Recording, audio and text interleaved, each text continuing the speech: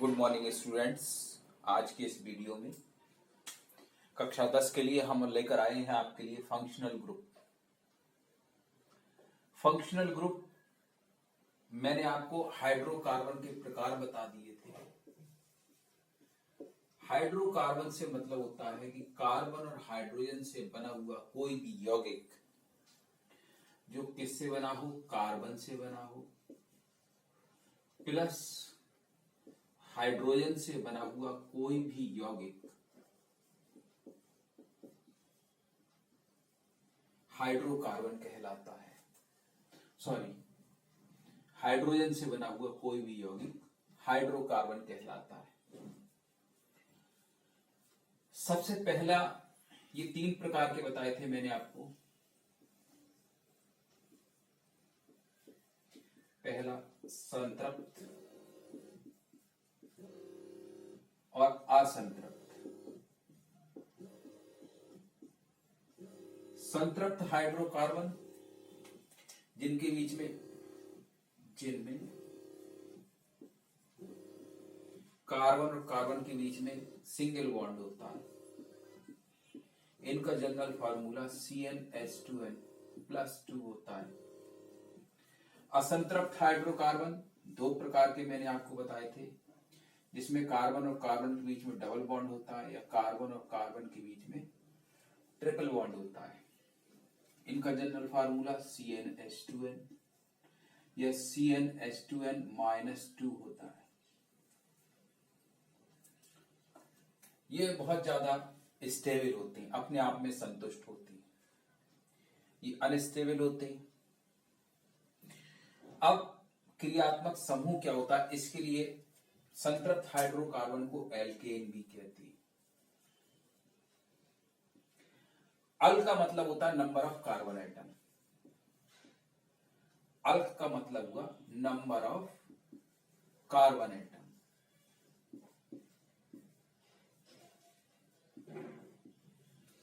Number of carbon atom के आधार पर अगर 1 कार्बन एटम है तो अल्क को कहेंगे हम मैथ।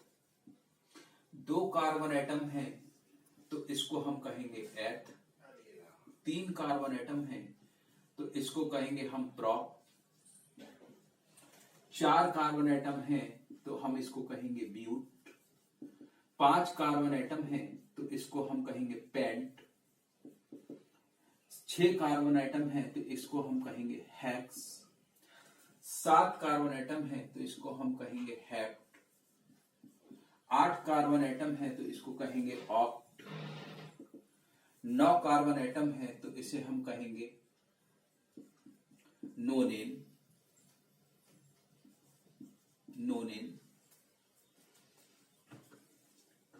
10 है तो इसे हम कहेंगे डेक।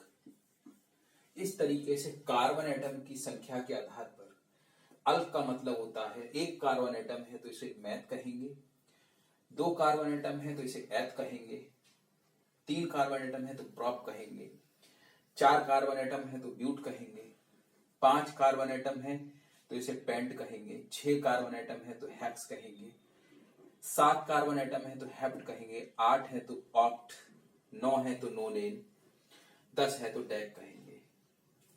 कहने का मतलब है जब पहला है तो हम इसको क्या कहेंगे, कार्बन एटम की संख्या 1 है तो इस फार्मूले से C की जगह 1 रखेंगे।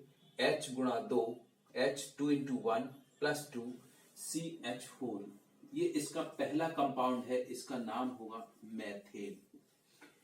ये जो मैथेन है अगर इस पे हम विचार करें तो क्या होगा,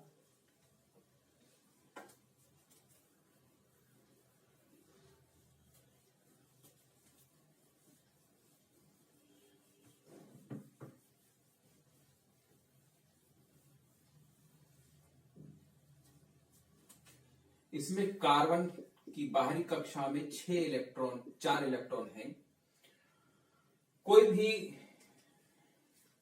परमाणु अपनी बाहर कक्षा में 8 इलेक्ट्रॉन जल्दी से जल्दी पूरी करने के बाद वो ये चाहता है कि भाई हम स्टेबल हो जाएं, अक्रिय गैस का संरचना प्राप्त कर ले और हम स्टेबल हो जाएं। इसके लिए क्या करता है, वो हाइड्रोजन जो हीलियम जैसा विन्यास प्राप्त करने की कोशिश करता है और अपने आप को स्टेबल कर लेता है।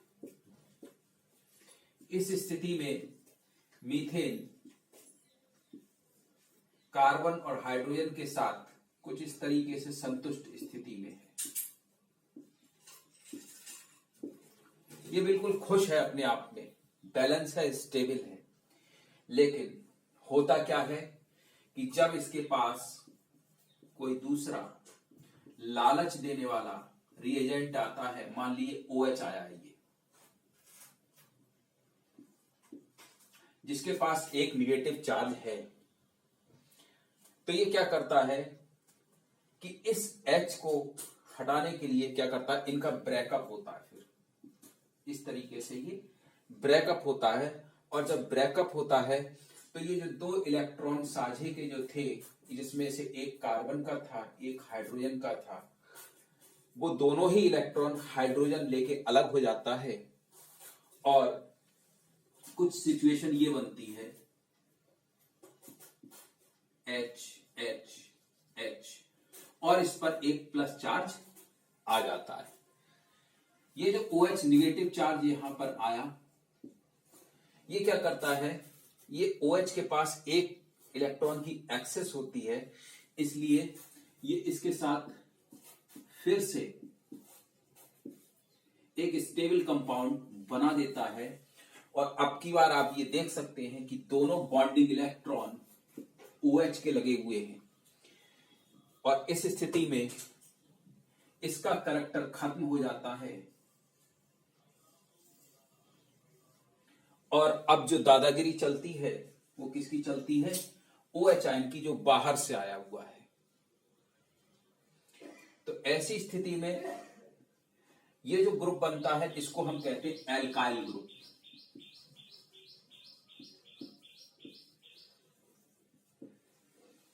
और जो बाहर से जो रिएजेंट आया, जो पूरे को गवर्न कर रहा है, ये इसका क्या है, फंक्शनल ग्रुप है। क्योंकि अब इस एल्काइल ग्रुप की जितनी भी प्रॉपर्टीज हैं वो इस फंक्शनल ग्रुप पे गवर्न करेंगी। ये फंक्शनल ग्रुप पूरे ग्रुप को गवर्न करेगा, इसलिए ये क्या है,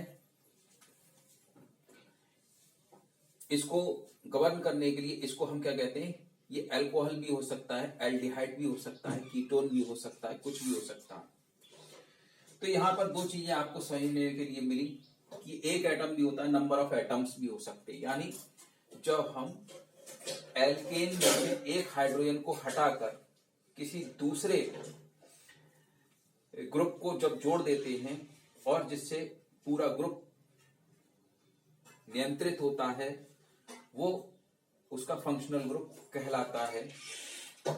एल्काइल ग्रुप क्या होता है, एल्काइल ग्रुप एल्केन में से एक हाइड्रोजन हटाने के बाद जो ग्रुप बचता है उसको हम एल्काइल ग्रुप कहते हैं।